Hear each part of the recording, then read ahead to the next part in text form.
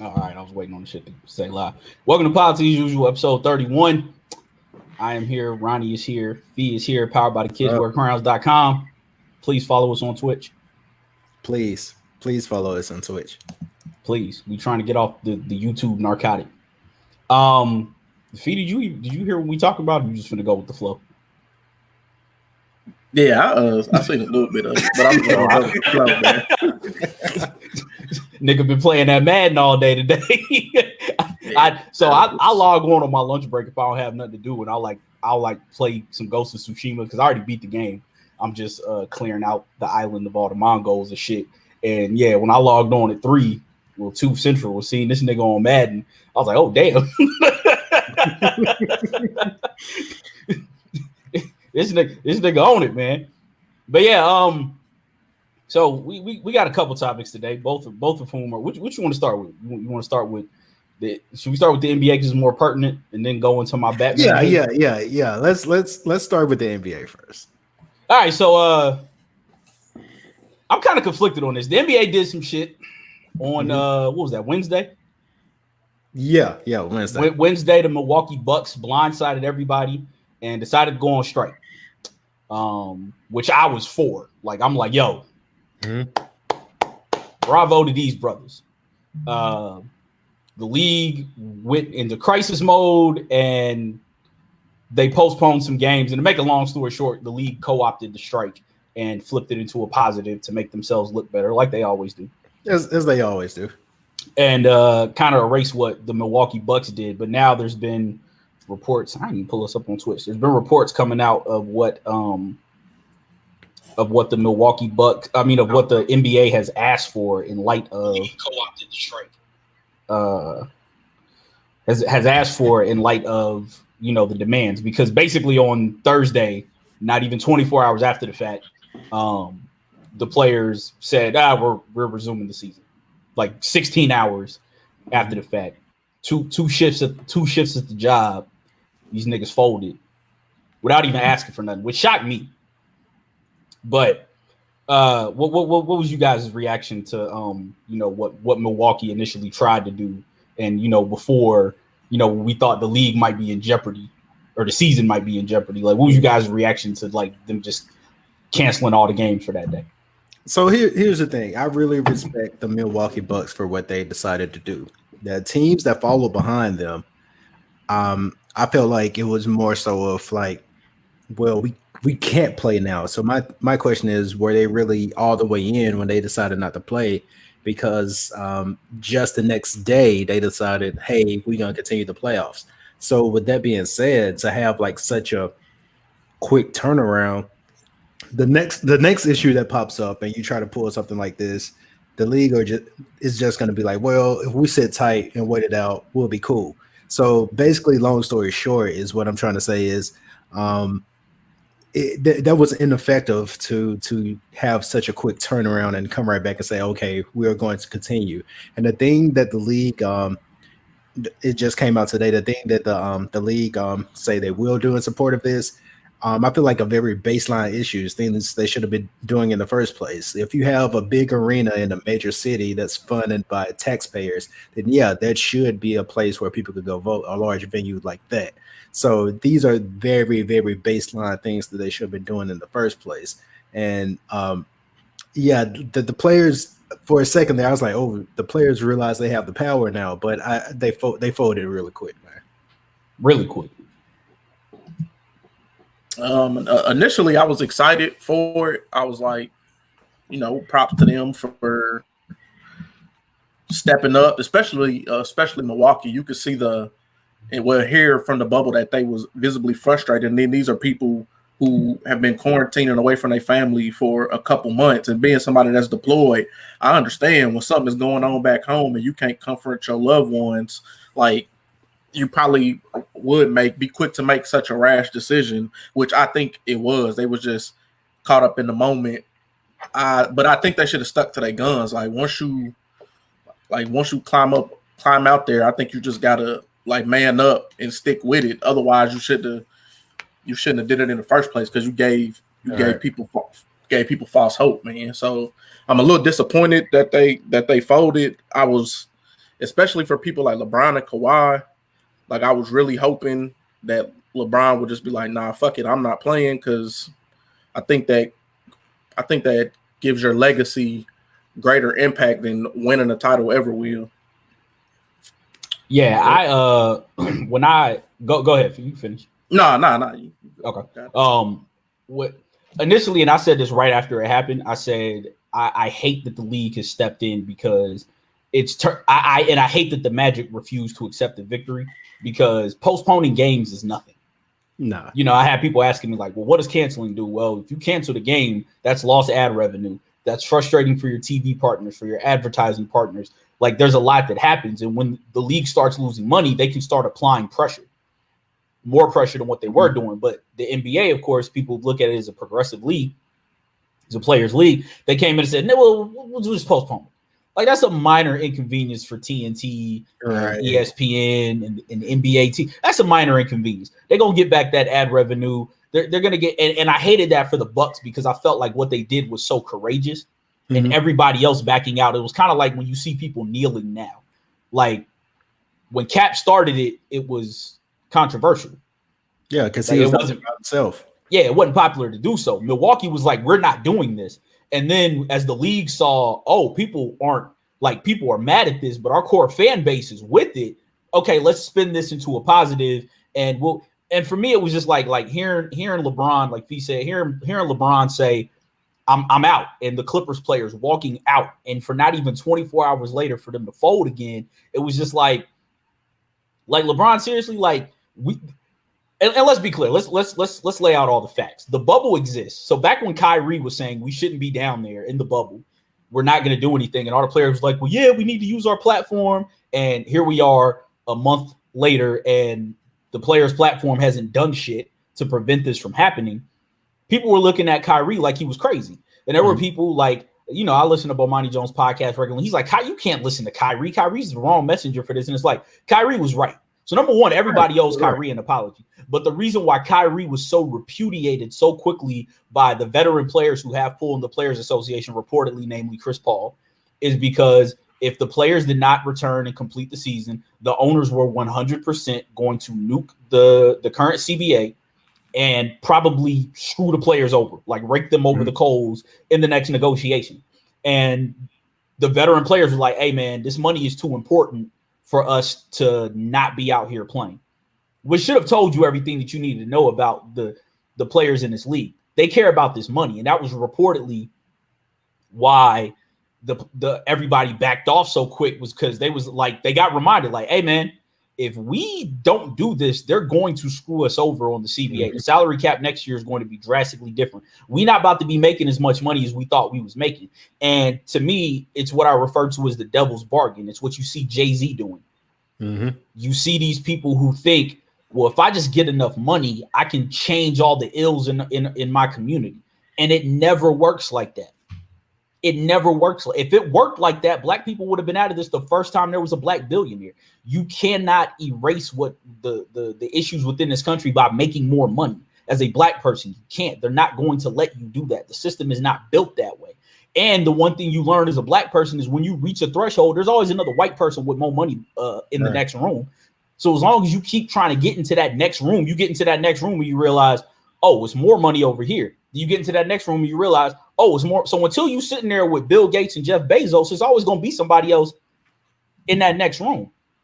And so what the players have to learn they're dealing with is you're dealing with 28 white billionaires, a Chinese billionaire, and a black billionaire who has never been known for his social justice stances. What did y'all think was going to happen? Like, you have to. Cap is different because Cap was actually willing to give up. He gave up everything. He gave up everything. That is why he will go down as a legend. And as Fee said, LeBron stepping out of this and saying, screw the ring. I have enough money to make change now. Fuck it. That does way more for his legacy than winning the ring potentially does here. Like, people already have in their minds made up on the court with him versus Jordan. There isn't shit else he can do to change people's minds in that argument. He is where he is. You have him where you have him ranked. But him stepping off, that puts him up there. And Bill Russell was kind of trying to say that on Twitter. You've seen him tweeting about it. that puts him up there with a whole other legacy of people, with the Alis of the world, with Bill Russell, with Kareem Abdul-Jabbar. Yeah, like she gets shown in a whole different light, but nah, niggas. And I get it. They're doing it for the guy, for the 7th, 8th, 9th, 10th, 11th, 12th man on because their money is really who's affected if the salary cap goes down. But still, you got to stand for something. But okay, so I got two things to say with that. First of all, like a lot of people say, like, and you hear this from like both sides. Like a lot of people say it's just sports. What will sitting out cause? Well, when you have one co-owner of a team that's the DeVos family, Betsy DeVos, and if you look at the NFL, you have people like Woody Johnson, who's been appointed an ambassador. Like you have direct pipelines to the presidency, to people that could change policy. Like you can, like, sitting out not only hurts the pockets of those people, but it then gets him to listen like, okay, what the hell do you want? Also, the thing about LeBron is the most confounding thing ever, because he's like, for all intents and purposes, LeBron is a great human being. Like, let's just put that out there. Like, but at the same time, with the person that he tries to be in the public, like he needs to it's time for him to put action behind that. Nobody would be calling for him to do this if he wasn't trying to put himself out there as that type of person. Right. He tries to paint himself as like Kareem. And it's like, you got to understand, when you look at the things LeBron's outspoken about, it's shit that's already unpopular. LeBron does not go against public opinion. He didn't do it against China. He didn't, people were talking about, oh man, what about China? He didn't speak out against China. It's like, yo, you're missing one glaring one. He didn't say shit about Tamir Rice in his own backyard. Why? It was like, because I need the facts first. And to this day, he's never said anything. Like, to my knowledge, he has never spoken on that. And it's because he did not want to piss off the Cleveland Police Department. He knew that it was not beneficial to him in his life to piss off the police department where he lived at. So he said, you know what? I'm not going to do anything. I need more information, while he had sons of that age at that time when that happened. So it's like, you got to look at him and understand he picks and chooses targets that are already soft. LeBron is never going to do anything to fuck up his money. That's why I was shocked when they said him and Kawhi were the ones who led their teams out of the meeting and was like, yeah, we're done. Like, I was like, yo, I'm shocked. Yeah, I was like, but he folded right afterwards. He folded, yeah. I think, like I say this in jest, but I'm halfway serious. I think Kawhi just walked out because he ready to go home. But no, seriously. Man, on a lighter note, I just seen this, and then we can go back to this. I seen this video earlier on BroBible.com where Kawhi is cussing out Reggie Jackson because Reggie Jackson had the ball, I think near the end of the third quarter, and turned it over. And Kawhi like, hey, I didn't give up the ball for you to do that shit. Give up the ball for that shit, yeah. Yeah, like I was like, oh, okay, but yeah, he probably is ready to get up out of there with them niggas. Yeah, but yeah, I don't know, man. I understand the situation the players are in. My thing is just stop holding yourself out there. Like, they ain't got shit on what the WNBA's done. Oh, no. Like, they have nothing on what the WNBA. The NBA has so much more to lose because they're not getting anything in the first place. Exactly. Go ahead, Fee. I'm also going to say shout out to Kyrie for helping pay for some of them ladies' salaries. Like, as much as slack as people giving Kyrie, he's like really the man. Like, everything that you want out of LeBron, that's what we're being given from Kyrie. And I know he was hurt and wasn't gonna be in the bubble, but like he's really the one like moving shit, like making shit happen. And I know he say some nutty shit like Earth is flat type shit, but look at what he's doing. Like if I'm not mistaken, isn't he the one who like handed out the I Can't Breathe shirts, but everybody gave LeBron the credit for wearing them? Like. Kyrie has been about this. Like, he has been kind of like people get distracted because he says, like Fee said, he says some nut ass shit. He's irritable. All he wants to do is hoop. But like, he's really been the person who's like out here putting money. Like, he said straight up, like, yo, let's just create our own league. Mm-hmm. And while that's easier said than done because you need infrastructure, but. Like, let me this is just the way my brain works, people. My brain goes down rabbit holes. But let's just say Michael Jordan has a shitty franchise, right? Let's say Michael Jordan just suddenly puts the Hornets up for sale. Nobody would bat now. He's like, you know what? I'm not good at this thing. I love the city of North Carolina. I love the state of North Carolina. I love the city of Charlotte. They deserve much better than what I have to offer with what this team has done. Somebody like David Tepper comes in, buys it, boom. Jordan takes that money. LeBron is a billionaire as well, or is on his way to being a billionaire. And they just decide, you know what? Them and a few other rich people, Magic Johnson, we're going to put up money for our own league. Mm-hmm. Would the money be the same? No, but do you think that ESPN and Turner, if all of the big stars in the NBA were suddenly said, like, screw this, I just clapped the net. If all the stars in the NBA walked out and went to that other league, do you honestly think ESPN and TNT wouldn't be putting up the money to go get that league on TV? Look at how quickly Ice Cube got like serious TV money for the Big Three, and this is for a 303 tournament league. Or even look at the USFL and the XFL. Like the XFL has came around twice because people in this country are so thirsty to watch sports that if you take any of the three major sports and you make another league and you can put it on ESPN, you're going to make money. It's going to be profitable and people are going to watch it. So the NBA players most definitely could make their own league and have their own rules easily.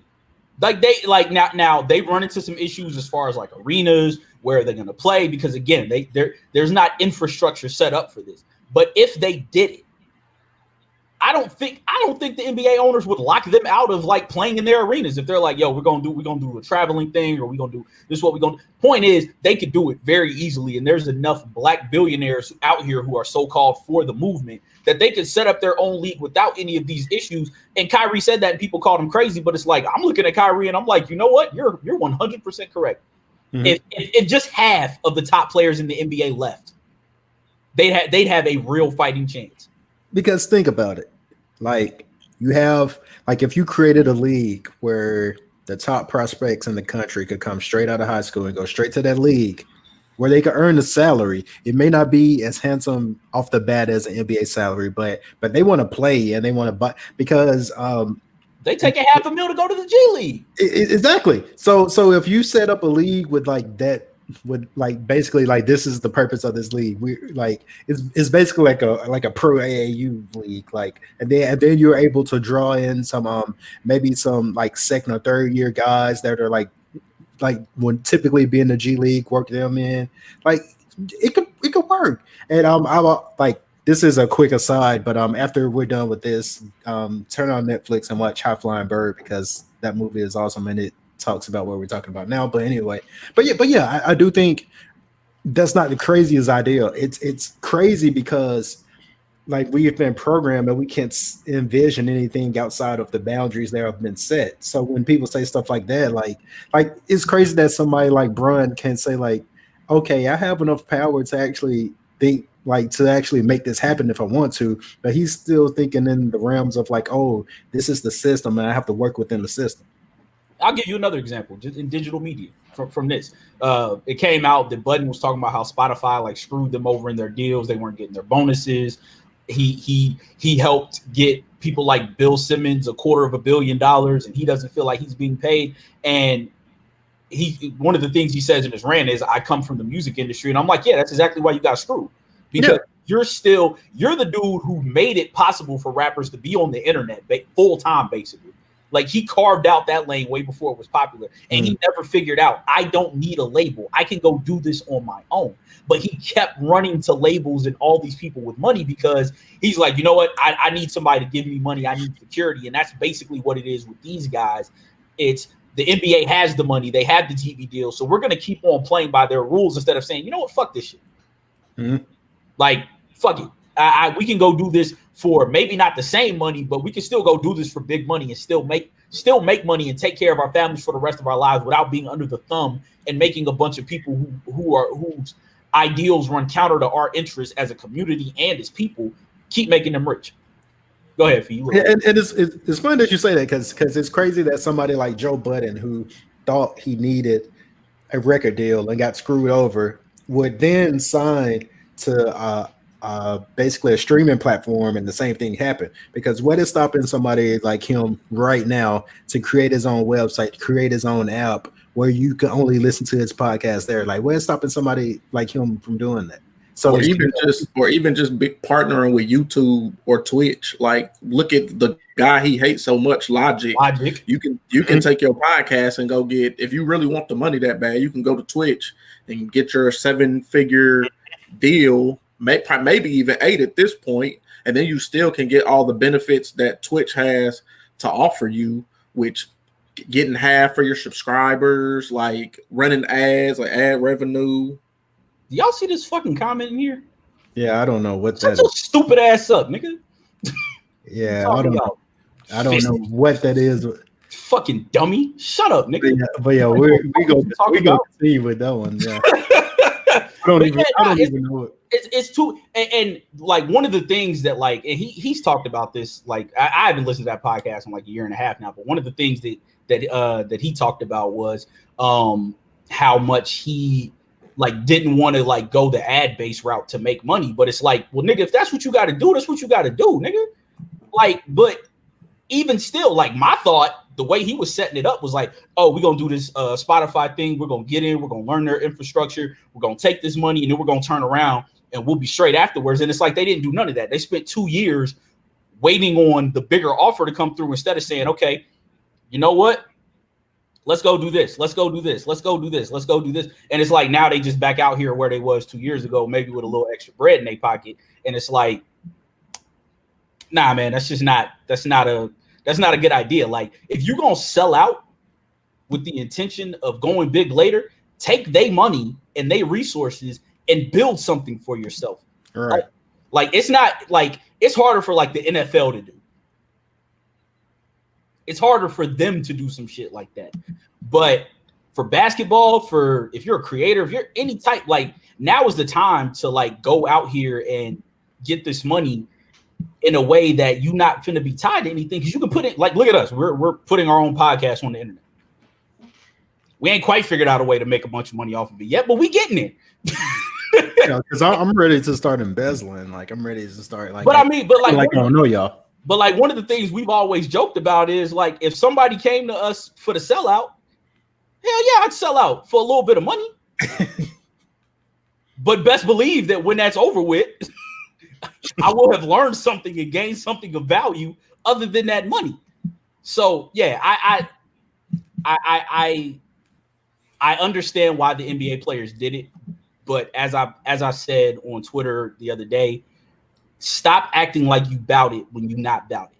Ain't nobody asking you to give up a bunch of money. You out here volunteering, acting like you're these big time social activists who are about it, but you not, and y'all ain't willing to sacrifice nothing. And if you not, that's cool. Just go play ball.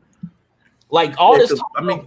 Like people, we had already come to terms with that y'all was in the bubble and that y'all was playing, even though I agree with Kyrie when he said they shouldn't be playing. I'm like, no, you shouldn't, because every time somebody, if you die on Tuesday and LeBron play on Wednesday, all the fuck they gonna be talking about on Thursday morning sports shows is LeBron's game, good or bad. They're gonna analyze the shit out of that. So when they should have been playing, but now that you're playing, just fucking play, bro. Like don't be stopping and then don't give nobody no hope, bro. No false hope. Like you stopping, oh, we gonna walk out of the game, but then you come back on Saturday and you got a full schedule Saturday. Niggas ain't missing a fucking beat. So y'all got 2 extra days of rest, bro. Like, and my thing was, if you're gonna do that, go to the mats for something tangible.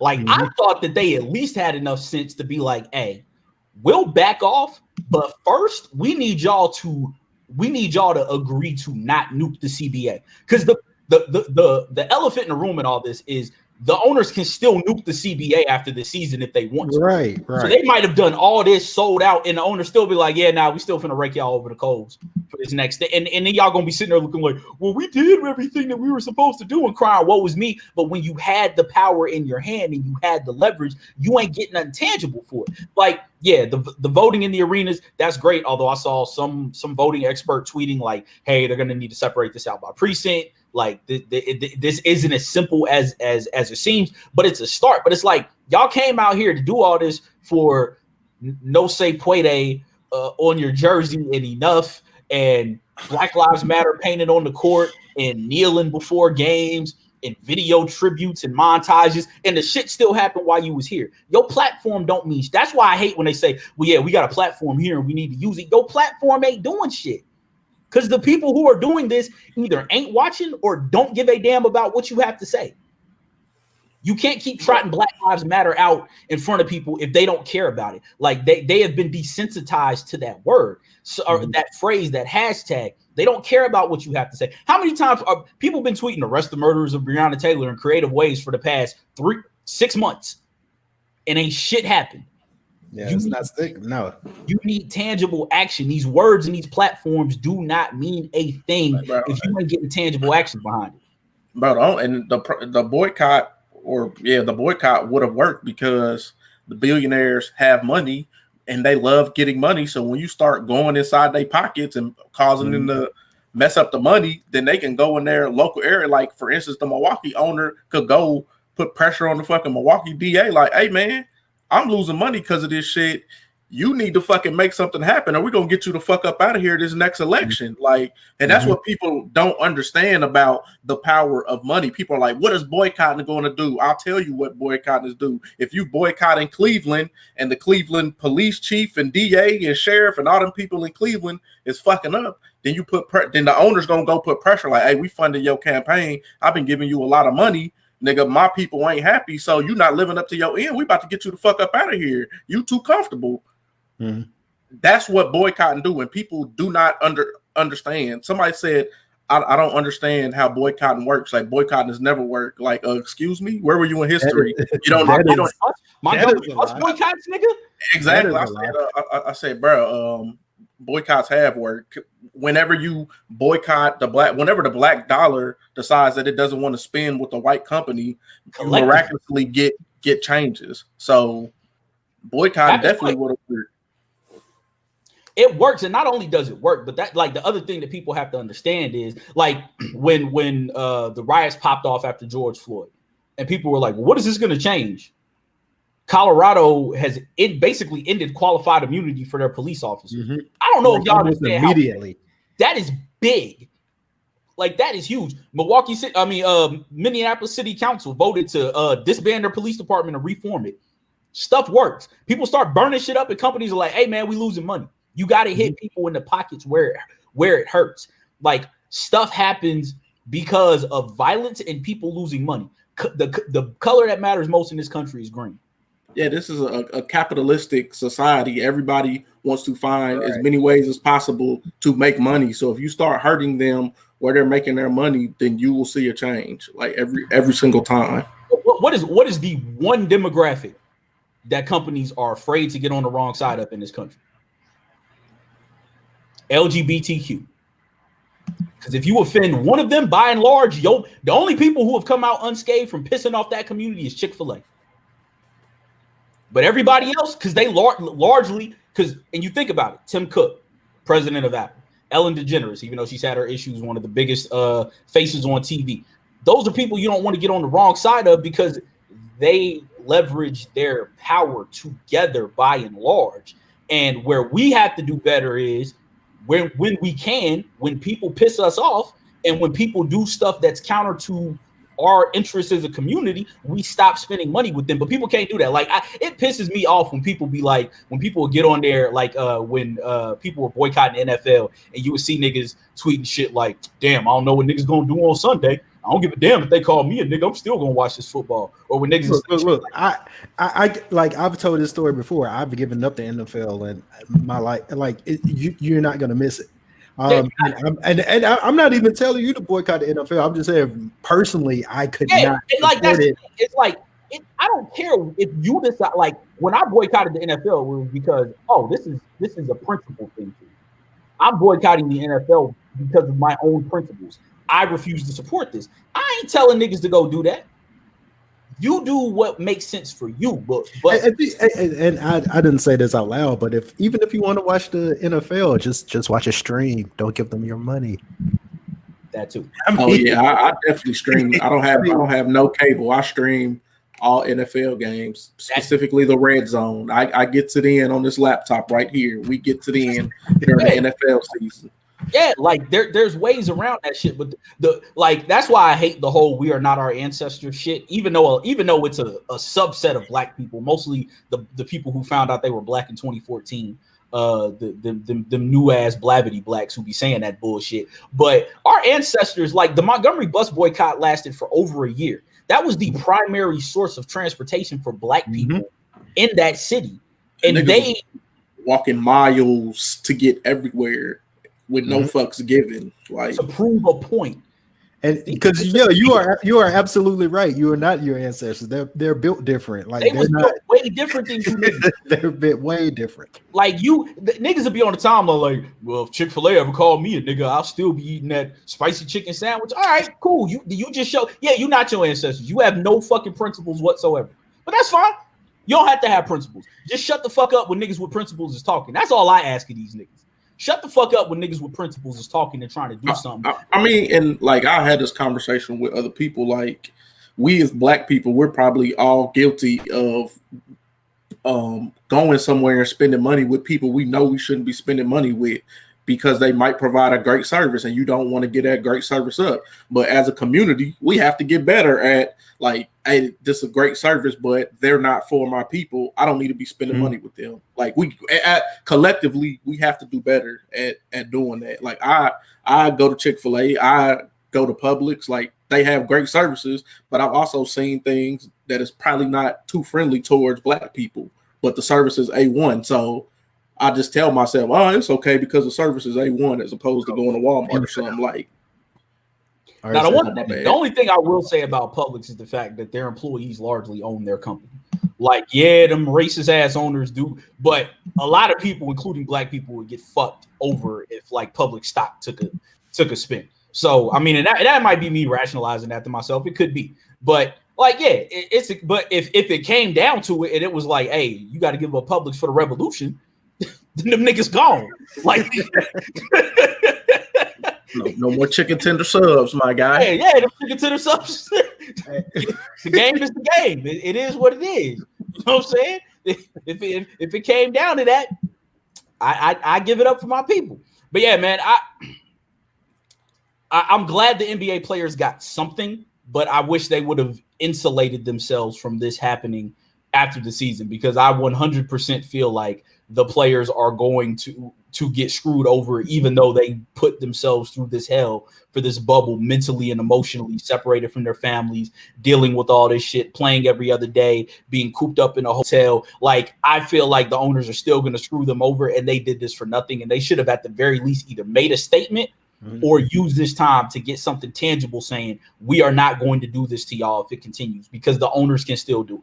I don't know. May do it just to be petty, just to just say, okay, let's show them that we actually have the power. Yeah, just to remind them niggas where their place is at.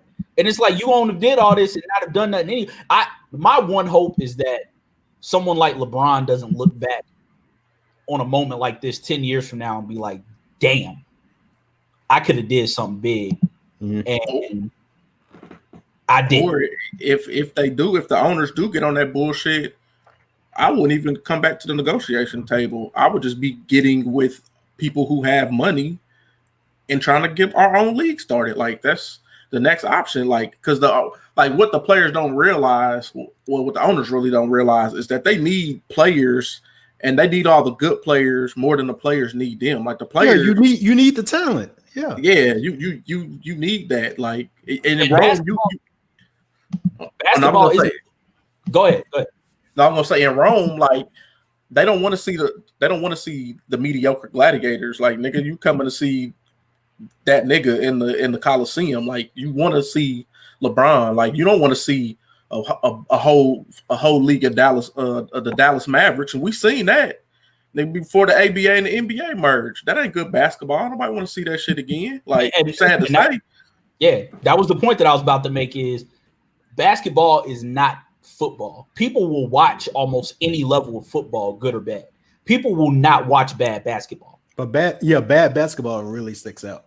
Like mid to low major basketball games in college are not that good.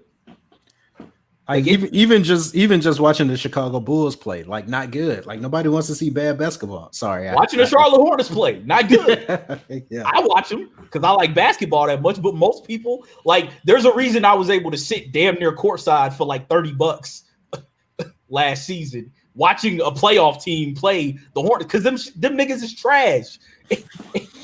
And don't nobody want to see Terry Rozier airballing 40-foot threes. Like that's not what people want to fucking see. Like Terry. Scary Terry. Like people don't want to see that. So yeah, the players have the power. This is LeBron, KD, Kyrie, Kawhi, and a few of them other top names all exit the fucking league. White people love Luka, but that ain't gonna be enough to carry this fucking league. Not in the slightest. Not in the fucking slightest. But yeah, man. I hope they figure it out. I guess we'll transition to. Oh, before I forget, Wade Brown of Huntsville put out a song tonight. That shit is fire. It's called Miss Mocha. Very late '90s D'Angelo vibes. Okay. That motherfucker. It's also featuring Wichita Slim, who's I forget where he's from. He's from Alabama too. Yeah, Wichita Slim is from shit. Because he was Selma. at that. I think he's from Selma. Yeah, I know he's from somewhere down the 334 way. But I know you laugh, people. That nigga, he was at the same show that we saw Wade Brown at. That nigga actually can rap. Like Wichita Slim has done some songs with this rapper in my hometown who's actually really nice. And he's good. Wichita Slim is really good. His name is Wichita Slim, and he's from Alabama. I thought he was about to be from Selma. I thought he was about to be from Kansas, but this man is from Alabama. Okay. Yeah, no, when I heard him, I was like, oh, this nigga must be from, and then I heard him rap, I was like, oh no, this nigga's from Alabama. Nah, he's from but you got to remember Dallas County. Alabama has all those Native American like names for places. So I mean, there might be like a Wichita something down near where he's from. Like it might be a creek or a street or a township or something. I mean, motherfucking Utah, EUTAW. That's most definitely Coosa, all that shit. Almost all that shit is named after Native American shit. So it's definitely possible. But yeah, check that out, man. It's late 90s D'Angelo vibes. Wade Brown is one of my favorite. He's a dope rapper and a dope singer. Like he does it all really, really well. Like that nigga is nice. But transitioning to our second topic, DC Fandome. Did you catch any of the DC shit on Twitter? He's like, nah. I mean, I seen what people posted, like that Batman that y'all were talking about the other day. We're gonna save that one for last, yeah, because AJ got some takes and I do too. So yeah. But anyways, DC Fandome was last Saturday. DC basically rolled out what's coming forward in the next 12 months. A lot of dope stuff. We got some Snyder Cut footage, Wonder Woman 84 trailer. Update on the Flashpoint movie, updates on what's going to happen with the DC Universe HBO Max shows, the comic books, all the realignment. Like we did find out that they're relaunching the Milestone universe, which if you don't know, Milestone is the black imprint that gave us Static Shock, Icon, and Rocket, Hardware, like all of those titles. Like that came from Milestone. And so they're relaunching. Let me cut in here. There are a lot of people that started reading comics recently, and a lot of those people are calling for, black content, black representation. When Milestone drops, put your dollar behind it. Like seriously, when Milestone drops, because I will say this, like this is a major deal that Milestone is coming back. So when very major. So when they drop, put your money behind it. Like that's all I want to say. And I don't know if people understand like how big of a deal Milestone was. Like in the early 90s, like a group of 5 black comic writers and artists got together and just said, fuck it, we're launching our own universe. Like it came out around the same time as Wildstorm, which was launched by Jim Lee, who is now the chief creative officer at DC. But like it was 5 black dudes who like left the comics they were at and said, fuck it, we're creating our own superhero universe. And the shit caught on and took. Like if you like Young Justice, if you like Static Shock, like that's all heavily influenced by the Milestone comic book run. And because I think it was Kid Cudi that came out and was like, can we get some black superheroes without black in the name? And it's like, nigga, you know how many black superheroes I have 30 here. Do you want to know them? Yeah. Like, there are mad black superheroes out here, but the problem is when they drop, people don't give a damn. You had a young black woman starring in the Iron Man title, and shit lasted maybe a year. Yeah, and people were so hungry, and once again, like, this isn't me like wagging my finger at you, but people were so hungry for Black Panther content. Black Panther dropped 3 different books at the same time, and 2 of them got canceled immediately. So, like, these creators are putting their life into this. So, like really support it. Like, if you want to see it, support it. That's the only way it stays around. Batman had a black sidekick. That shit didn't last long. That was a limited run that got canceled. Batman and the Signal, Duke Thomas. They're out here. They're giving them to you. Mm-hmm. Yeah, y'all niggas just ain't paying the shit no fucking attention. Like, you want it, and this is my issue with a lot of these like newfound comic book fans. Like, you know, a lot of people were like, "Man, you're such a hipster. Why don't you want people enjoying this shit?" When I was mad about all the new fucking fans when Black Panther came out, and it's because I've been around and Fee can tell you I've been into this shit since I was a fucking kid. I just never stopped. Like, I used to bring toys to school. I used to read. My friends used to bring comics to school, and I would read them shits. Like, I've been into this since I was 8 or 9 years old. And there's plenty of these characters out here, but it's like these people wait until shit is popular before they want to jump on, and then they want to dictate the way the shit's supposed to go. And it's like, no, you can't do. You need to be here from the ground level and support this shit. And that's how you're able to get say-so and determine what titles drop and what goes where. But you can't just show up because Ryan Coogler made a Black Panther movie and immediately expect, well, give me more black characters, when it's like they've been dropping for the last 20 some odd years and you niggas ain't been paying them no fucking attention because it wasn't cool. Y'all waited till it was cool, and now you starting making these demands when it's like, no, go do your fucking research. This shit is out here. It's been out here. You just have to go searching for the shit. Like, it's probably not a good time now, but like before this shit happens, how many of y'all have been into your local comic book shops? How many of y'all had actually gone in and like thumbed through the titles of black creators and black characters, and y'all haven't? And so you can't get mad. Like, Google's a thing. Like, this ain't the 90s when we really had to go searching for this shit to find this stuff. Like, when it was all word of mouth and somebody telling you that this is a thing. Go Google it. Like, there's plenty of Google lists. I wrote one before of my 10 favorite black comic book characters. Like, they're out there. Go searching for them, and you can find this shit pretty easily. And support this stuff when it drops, because DC stepping back, because Milestone and Wildstorm all got absorbed into DC's mainline. For DC to step back and say, we're gonna give you Milestone back, and that's a big deal. That's a big fucking deal to have a predominantly black line out there, and they get to control and tell their stories. That's huge. Support that shit if you care about this shit like you claim you do. And not only that, there are going to be some very interesting names allegedly tied to this the rebirth of Milestone. So when it returns, like, just support it. You know, get out there and support it. Do it for Phil Lamar, man.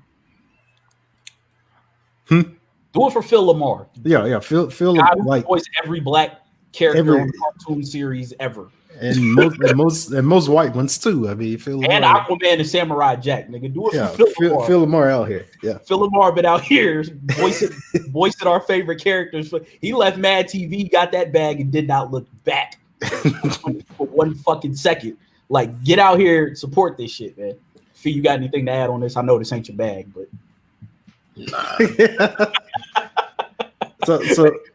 So Fee, what's your interest with the where's your interest at with the Zack Snyder Justice League? You into that?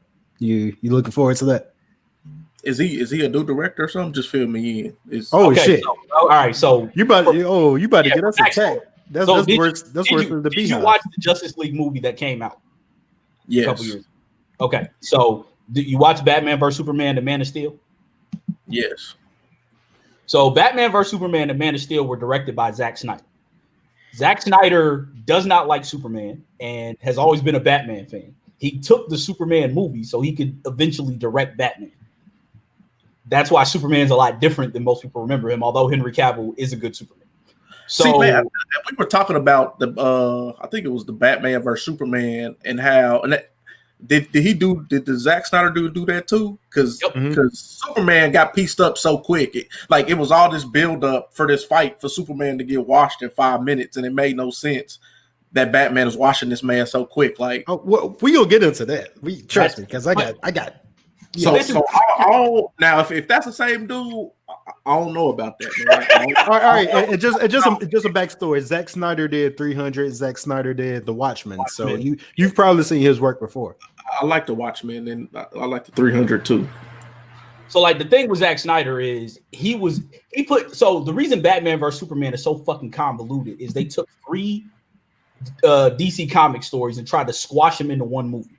So DC initially they put the crumbs of a cinematic universe because it wasn't going to happen while Batman was under Christopher Nolan. Yeah, wasn't going to happen. So more backstory: in 2007, they were going to do a movie called Justice League Immortal, which they were going to have 2 Batmans in theaters for the first time because Chris Nolan said you cannot use my Batman. So they cast Armie Hammer to be Batman in this universe. DJ Cotrona was Superman. Common was Green Lantern. Common was going to be Green Lantern in this movie, but the writer's strike happened, and so the movie ended up getting canceled. Dark Knight trilogy kicks off. They never look back. Man of Steel comes out. They want to make it more grounded, down to earth. That's why Chris Nolan's an executive producer. Zack Snyder directs that.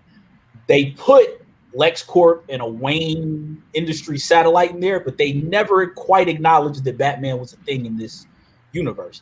So this is 2013. So Iron Man comes out, makes $1 billion, and they're like, oh, fuck, we need a cinematic universe. So they rush Batman versus Superman.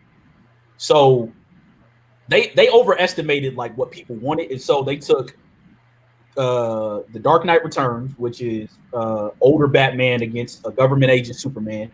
They took the Trinity storyline, which is Batman, Wonder Woman, and Superman all fighting, and they took the Death of Superman storyline and they mashed that shit up into one movie, and it made no fucking sense, like none whatsoever. So the movie that we saw in theaters is almost 3 hours long.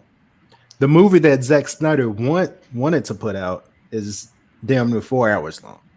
So if it takes you 4 hours to get your point across, maybe, just maybe, I mean, because this isn't The Irishman for one thing. Like break them up and make like 2 different movies, because there are like 2-3 different movies in that, and that's why it made no sense because like he never like really established what the stakes were. He tried to force like a conflict between Batman and Superman, and it just didn't work.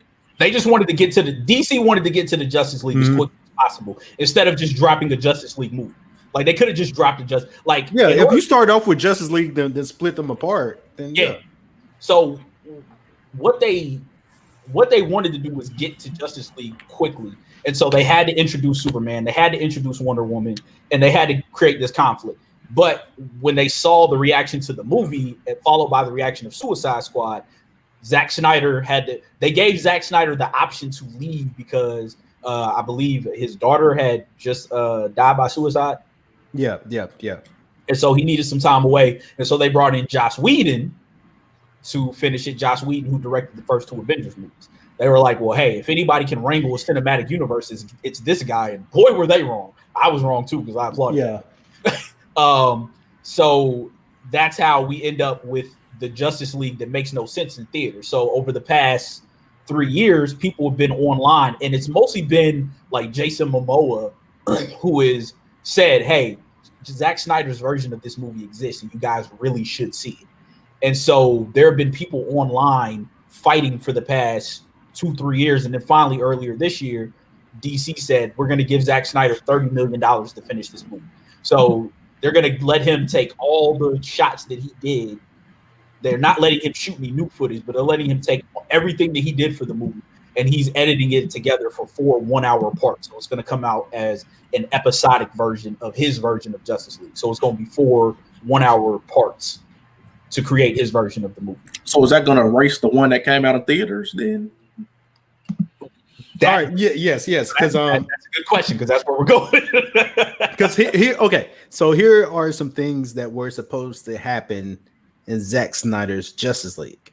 Because in the Justice League movie that we got in theater, you get basically the lieutenant to like the big boss. Like you get Steppenwolf. Yep.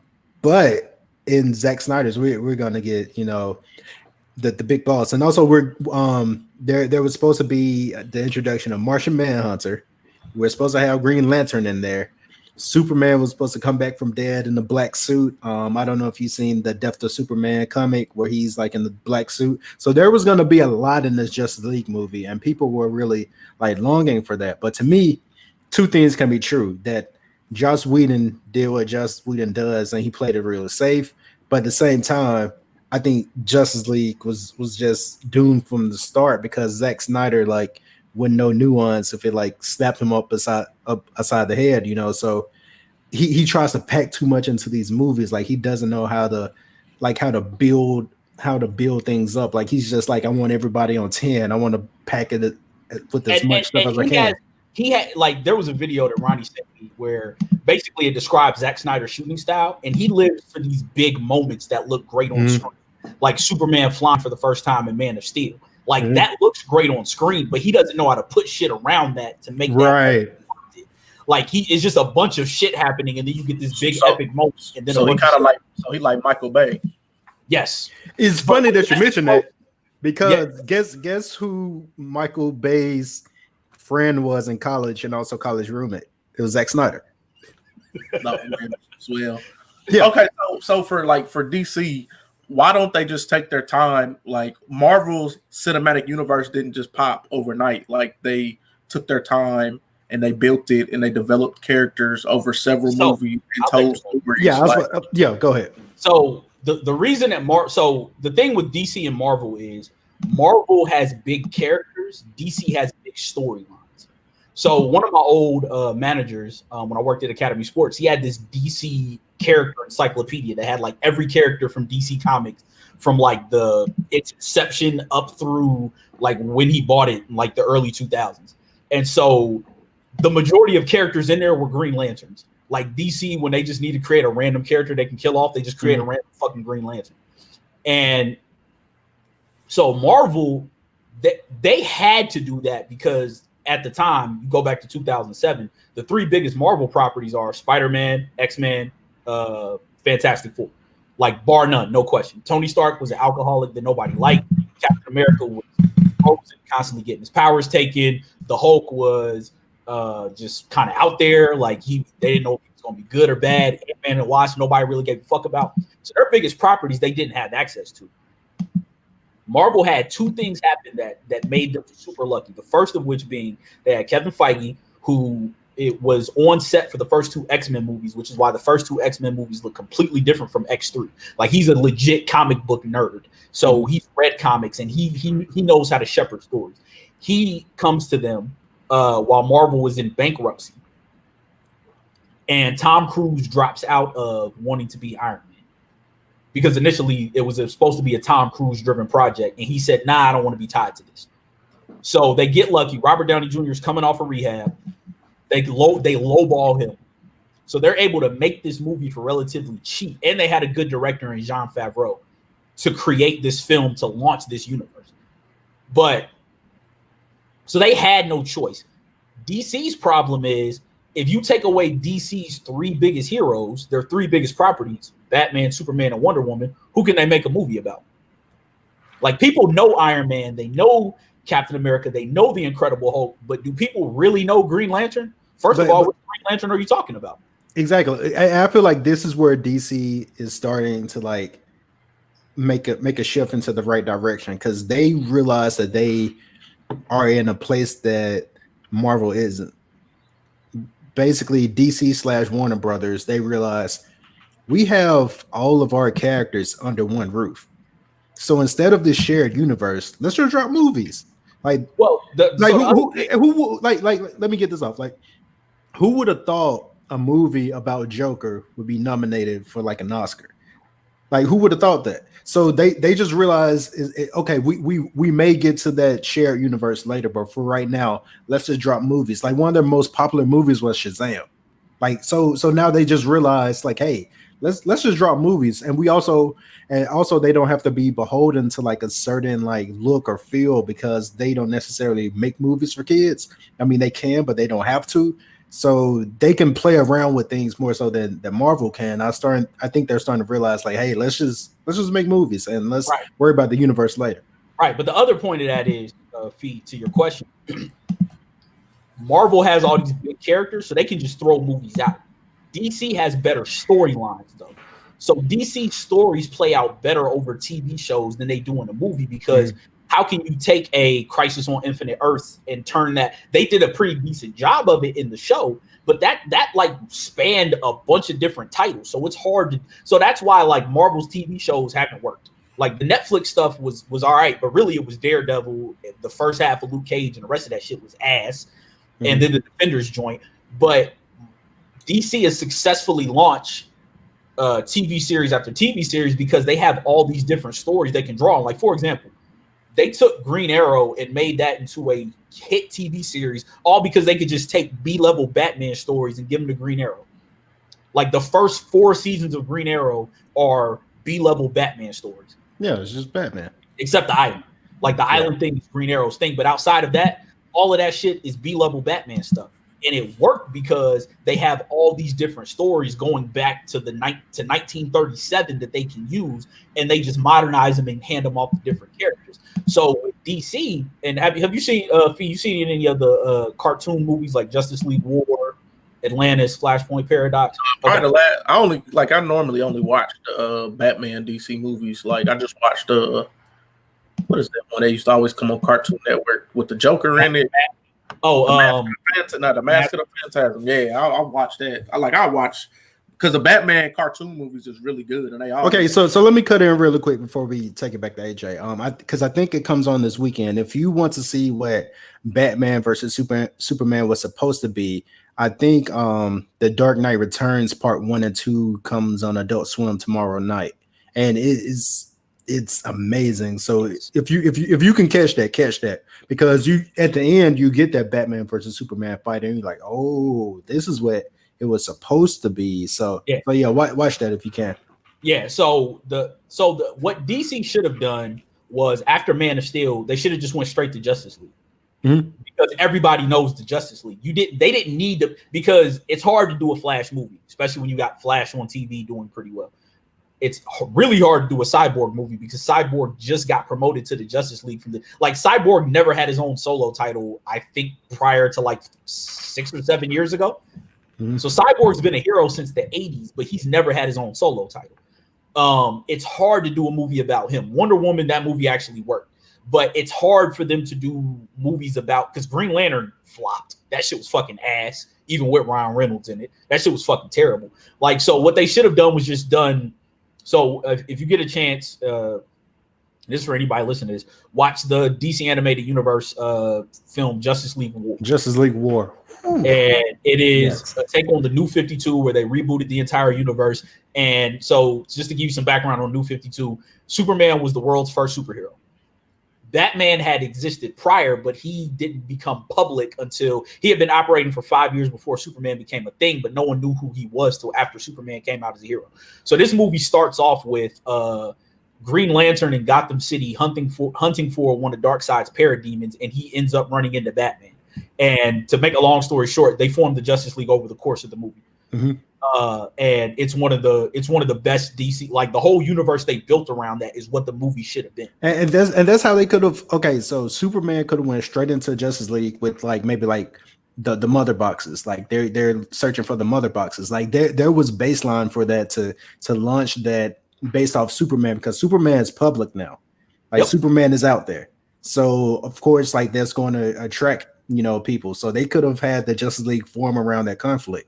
And you could have had the conflict. You could have set up Batman versus Superman later. You could have had the conflict of them two. Nah, because you didn't need that. Nah, we did not need but that. I'm saying if you wanted to do that, it could have been done. You could have had the same way they simmered Civil War from the time those two met in Avengers through, when did Civil War come out? 2016. But that's a good point, because those threads were always there, but they tried to start conflict like within that movie, and it did not work. Yeah, nah, because when at the beginning of Batman vs Superman, when you got Batman running through the city in loafers, I'm like, no, nigga. If Batman existed when Zod happened, he would have been out. He'd have been somewhere waiting on the inevitable collateral damage to happen. Because and Ben Affleck's Batman is a paranoid motherfucker. That's why I love Batfleck. But so for Zack Snyder's Justice League, I'm under no illusions that this is going to be some grandiose project that is going to be great. I do think it'll be better than the shit Joss Whedon put out, but all I care about is that I get more Batfleck. That is it. Okay. Batfleck to me is the best live action Batman that we have had, bar none. Keaton is second. Stephen Amell is really second, but that's a whole other story. I mean he's up there, but Keaton is like the clear. And to me, it's not even second. It's like 1A and 1B. It's like whatever, however I'm feeling that day. When I heard Kevin Conroy, the dude who is the Batman the animated series voice, the dude who made Batman basically what he is in the modern incarnation, like outside of the Dark Knight Returns comic issue, which influenced Batman the animated series. When he said Batfleck is the Batman, that was all I need to hear. I mean, I thought it, but that was confirmation for me because that's the dude who they modeled that after. Like for me, it's part. Which leads us into the next point. Matt Reeves, the Batman film. Fee, did you watch the trailer for the Batman movie? Yeah, I watched it. What'd you think? Man, I don't be knowing what to think because I just it was like to me all trailers are mostly the same. Like a lot of action and highlights. I really just take them with a grain of salt. Honestly, I don't know. We want to give you a voice on here. Oh nah, I just like when it comes to these like trailers. Like I'm more in tune with Marvel universe than I am with DC because DC just doesn't. They don't really move me on the movie tip how I think they could. So let me add the backstory for this one. So initially, Batfleck was going to direct and star his own movie. I think at the end of Justice League, they kind of play on that. They were going to have him basically follow around. It was basically going to be, he described it as a cat and mouse movie between him and like Slade Wilson. And if you don't know who Slade Wilson is, he's a popular like he's a popular DC villain / anti-hero, if you want to call him that sometimes. But basically, Ben Affleck's Batman was going to go up against this character. For personal reasons, Ben Affleck had to drop out. DC was then approached. Basically, him dealing with his alcoholism. He had an interview where he said somebody read the script and they said, "Man, you're going to relapse if you have to play this character and do this movie and direct it." And he said, and it was somebody close to him. He's fresh off a divorce, and he's like, "You know what? You're right." So he bowed out of the Batman role. That's the official story. So then they were approached by Matt Reeves, fresh off the Planet of the Apes trilogy, which typically I could not care less about, these movies, but they were amazing. Like especially the last two movies, just phenomenal. So what Matt Reeves wanted to do is like take a different approach. He wanted to take a younger Batman, and he wanted to do something that we know in the comics but haven't seen on screen and have Detective Batman story. So that's why he sought out a younger Batman. The three candidates were Aaron Taylor Johnson, also known as Kick-Ass, Nicholas Hoult, who was the Beast, and what else? What else was Nicholas Hoult in? I only know him as Beast in the rebooted X-Men. Yeah, and then AJ's favorite. Guy from Twilight, Robert Pattinson, aka the sparkly vampire from Twilight. So Robert Pattinson and Nick Hoult flew in to see Matt Reeves. They did a screen test. Robert Pattinson got it. So the story in this movie is you have a year 2 Batman. This is Batman's second year. Jim Gordon isn't even commissioner yet. He's still a detective. There's a murder in Gotham. The suspects are Batman villains: Riddler, Penguin, Catwoman, and I feel like Carmine Falcone. Those are the suspects of this murder. So it's a detective story underneath a Batman movie, and young Batman has to figure out who is committing these murders because it's tied directly to his past. So that's the Batman. And also, let me get this in. AJ, did you pick up on the Court of Owls reference? Yep. Which is one of my favorite Batman stories, by the way. So I'm really excited about that. That has to be. And by the way, Matt Reeves is getting a trilogy. So to me, that has to be the final movie. I'm gonna tell you why I got a little bit of an issue with the Court of Owls reference, because there's an important Batman sidekick you have to bring in if they're gonna because he's in the New 52. He's heavily involved in the Court of Owls and even in Rebirth. Like he's heavily. You're gonna have to bring in Grayson, and I do not feel like this Batman is going to do justice to the Batman Dick Grayson relationship. I don't. I actually feel like this Batman would be better as Dick Grayson. If you don't know, Dick Grayson is the first Robin and Nightwing and my favorite superhero. Okay, so my counter argument to that. The Batman we see in this movie is somewhere between 27 and 30. They do another Batman when he's like 35. Then we get the final Batman after that, a bit older. You still don't think I don't think he grows into that role, man. So let me get to people why I have an issue with him as Batman, right? So to me, there was one thing that Bale was lacking is Like Bale to me is the second worst Batman. It ain't the one thing that he was lacking. Bale was ass in the role. No, he was terrible. Ass in the role. Like that. Let's just be clear. He may have had the best Batman movie, but that nigga stunk as Batman. He was a decent Bruce Wayne, but that nigga was ass as Batman.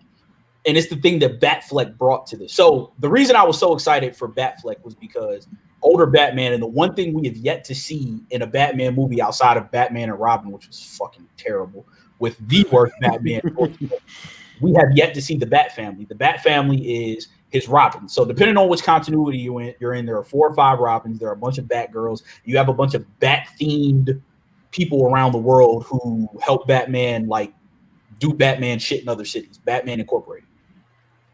But for the most part, there are 4 main Robins. Dick Grayson, the first one, who later becomes Nightwing. Jason Todd, who was murdered by Joker and later becomes Red Hood. Tim Drake, who is the only other person that Ra's al Ghul has ever called detective and probably as smart as Batman, later becomes Red Robin, and then Drake, which is a fucking stupid hero name. And Batman's son with Ra's al Ghul's daughter, Damian, who is between a 9 and 13-year-old ninja who can kill anybody. And get Superman like superpowers for like 3 issues in the comic book, which is really weird. But those 4.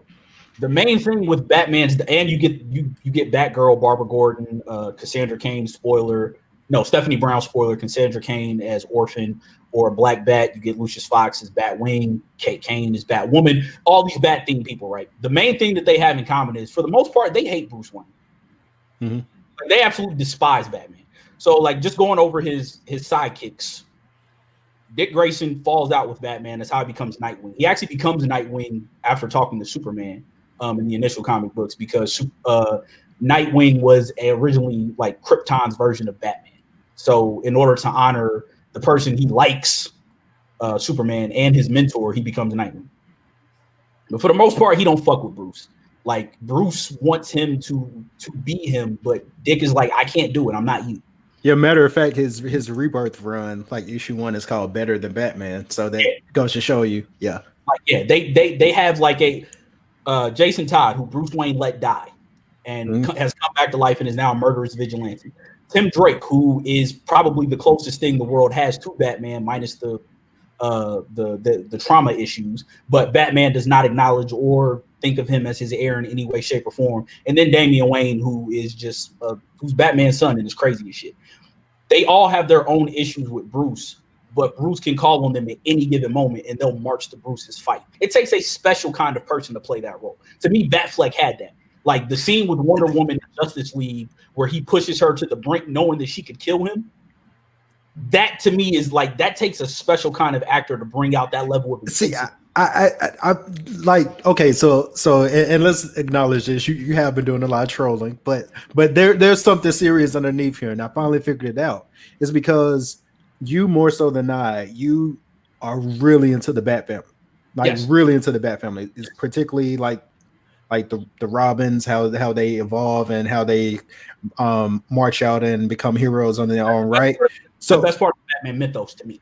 Exactly. So with you can't envision a year one Batman growing into something like because basically you just don't see this particular actor. And all right, so this particular actor was picked to portray a certain iteration of Batman. Correct. And for that, you can't see him becoming the Batman that basically you like, which is the asshole father of the Bat family.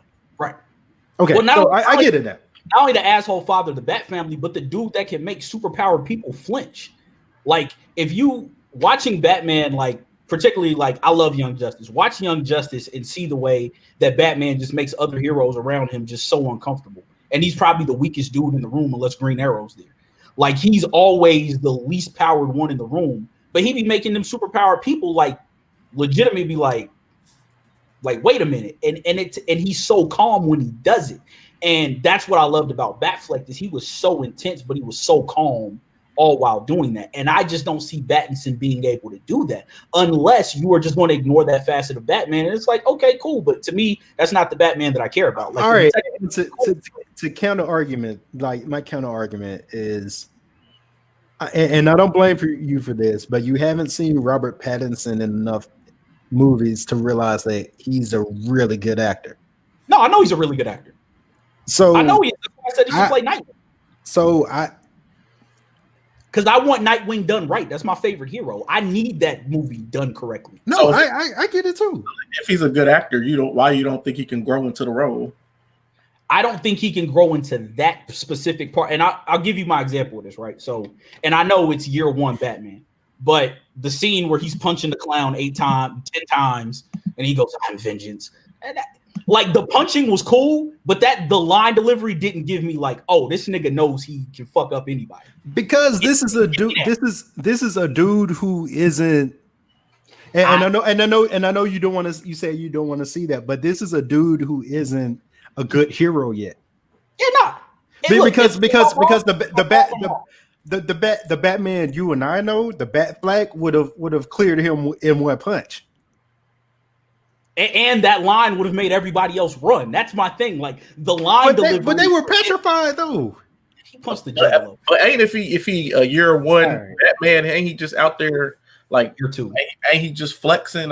So he ain't really known. So I mean, if he's been out there for 2 years, he kind of know. I mean, but so here's my point is saying that he would be a better Nightwing is this. Whenever Nightwing has to become Batman, he's done it a couple times in the comic books and in a couple of the animated movies. The first thing people say is, you're not going to fool anybody's Batman. Because the one thing that Dick Grayson lacks, and he learned this early, is I'm not as crazy as that motherfucker is. Like, the mission is all he gives a fuck about. Nightwing is trying to fuck hoes. He's trying to have fun, ride his motorcycle, do detective work, maybe beat a couple villains' asses. But he's not that dude. Like, he's the one that people like. Like, people will do a solid for Batman if Nightwing asks if they don't fuck with Batman. Like, he's the friendly one of the group. And so that's why I said Battinson would, because when I saw him in the movie, I just didn't see that. Like, even in early iterations of Batman, at least in the comics and the films, even if he's unsure of himself, you see the intensity. He never loses that intensity. And I just don't see the intensity. Well, he was being drawn by Frank Miller, so there's nothing but intense. But the story was being written. But all right, so I actually have a good Nightwing for you, and you're gonna hate it worse than Pattinson. Who? Timothée Chalamet. I don't know who the fuck that is. Let me look this shit up. Hold on. I actually liked Glenn from The Walking Dead as Nightwing. Timothy Yoon or Stephen Yoon. I love that. Yeah. Hold on. I'm pulling up Timothée Chalamet for you right now. And like he would be excellent as Nightwing, and you're gonna hate it. That's Timothée Chalamet. What the fuck has he been in? I don't think I've seen him in anything. So I can't say that I would hate it. He's been in a few like Like, I see he was in Interstellar. I didn't see that. Yeah. Lady Bird. I didn't see that. He's going to be in Dune that comes out in like December. Oh, I knew I'd heard that. Now I don't know why I thought he was an older actor. I mean, I wouldn't hate it. I'll tell you who was going to be a perfect Damian Wayne, but now he's too old for it. Yeah, he's too old. 5 from Umbrella Academy. Mhm. Who that nigga was going to be perfect. Yeah. Oh, I wish they'd have let that shit happen so bad. Because I actually had a really good idea for what Batfleck's Batman movie should have been about. Fuck the detective shit. And it's really simple. We know that a Robin died. We know that they retconned that was not Dick Grayson when the Nightwing movie got greenlit. So my idea for the movie was somebody steals Jason Todd's remains, put him in a Lazarus pit. Batman, noticing the remains are gone, goes crazy trying to find them. It's the same thing that happened in the Tower of Babel storyline where his parents' remains were moved and Batman like uncharacteristically could not figure out everything that was going on in the world because he had this one job of trying to get this person he cared about's remains back. He does the same thing, finds Jason Todd alive.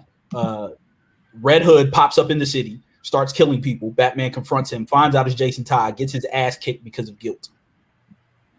Now he has to call in Barbara Gordon, Tim Drake, Dick Grayson, all people he drove away because of his craziness and get them to bring Jason back in. And then we find out Damian's alive at the end of the movie. Fire Batfleck movie. But either way, I know I've trolled a lot about Battinson. I don't think he's going to embody Batman. I don't think he's going to grow into that role. If I'm wrong, I'm wrong. I know he's a good actor. But you've already admitted you're not going to admit that you're wrong.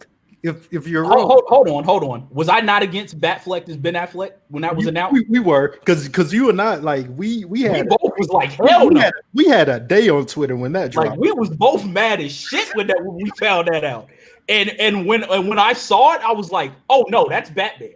Yeah. Like that's perfect. He had Bruce Wayne and Batman down pat. Like he for me is to that role what Tom Holland is for Spider-Man. Like he's perfect as both.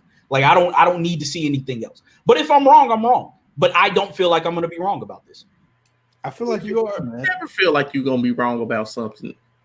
I'll admit when I'm not 100% sure about. So I could be wrong. I'll say that. I just don't feel like I'm going to be wrong about this. I feel like they're going to forego that facet of his character. I genuinely do. I'll tell you what they should do as opposed to the Court of Owls. This would be the perfect Batman to do Hush with. He would be perfect for Hush. I still want to see Court of Owls, but I want to see the Court of Owls. I hear you. No, Court of Owls, I think, is going to be a great storyline because it involves his parents being involved in the corruption, which was the Easter egg for that. But I feel like a Hush movie, maybe they do that second time around. Yeah. But Hush, if you don't know the Hush story, go look. Don't watch the DC animated universe version because it's not going to do it enough justice because they changed up who Hush is. Mm-hmm. Go read the Batman Hush storyline, and that's one of the best Batman storylines. Go read that shit. Like, just go Wikipedia, do a Wikipedia article if you don't feel like reading the comic book. Do that shit. Now, what movie y'all said I need to watch? The Justice League War. You said Justice League War. Which is this? Apocalypse Dark or whatever? Or Justice League? That's the last movie. So Justice League War. So they did a whole cinematic universe of movies. So it's Justice League War, Justice League, Throne of Atlantis. It starts with Throne of Atlantis is raw too, but yeah. Justice League versus Teen Titans, I think. Are they on the DC app?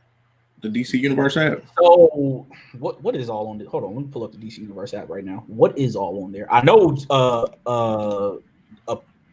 Apocalypse War is on there. But as far as the movies that are on there that are from the DC animated universe, so from this universe that's on there, it is, Son of Batman, Batman vs. Robin, Wonder Woman Bloodlines, Death of Superman, The Reign of Superman, Justice League versus the Fatal Five, and Justice League Dark Apocalypse War. So you would need the other three Justice League movies: Justice League War, Justice League Throne of Atlantis, and Justice League versus Teen Titans. Oh, and Teen Titans: The Judas Contract. But all the Batman focused movies. Oh, Batman versus Hush too. because that's on there. Batman Hush, that's on there too. But most of the Batman movies are focused on Damian, which I love Damian as a character, but it gets kind of annoying after like the third movie. It's like, all right, we get it. You're a ninja and you have daddy issues. Like, come the fuck on, man. You're like Naruto, but willing to kill. Minus the jutsu. But no, Damian is raw. Like when he's first introduced, like that, he's fucking ill. But then after the next few movies, it's like, all right, nigga, I get it. But yeah, Justice League War. If you can find that or Flashpoint Paradox when they reset the universe, those movies. But that'll give you a good idea of what the Justice League movie. They could have just started out with that and been perfectly fine. Fee, you ever seen that clip of Green Lantern getting punched by the monster and then getting jumped by them niggas? Yeah, Green Lantern's like, I got this, and then he's like, hold back. Green Lantern's got this, and then he gets punched, and then the monster start beating that nigga ass. That's from Justice League War. So like HBO Max got all this stuff. Yes, they do. Oh yeah. They're actually gonna kill the DC Universe app and move all of that stuff to HBO Max. So, I'm about to cancel this DC Universe. Yeah.